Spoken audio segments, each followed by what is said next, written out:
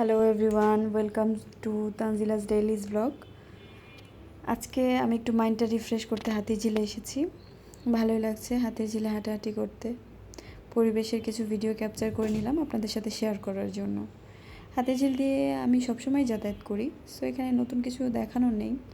মাঝে মাঝে এখান দিয়েই অনেক কর্মজীবী ব্যস্ত নগরী হিসেবে কর্মজীবীরা এখানে হেঁটে যায়, এই পথটা ব্যবহার করে।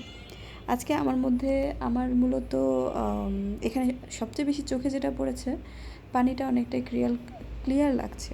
বিশেষ করে ময়লা তো থাকবেই, কিন্তু ময়লার থেকেও বড় কথা একটু পরিষ্কার পরিষ্কার লাগছে। পরিবেশটাও অনেক সুন্দর লাগছে, মাইন্ডটা রিফ্রেশ লাগছে, খুব ভালো লাগছে।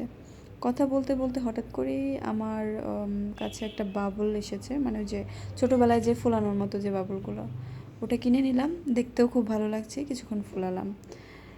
সো আজকের ব্লগটা এই পর্যন্তই। আপনারা ভালো থাকবেন, আশা করছি নেক্সট ব্লগে কথা হবে। আল্লাহ হাফেজ।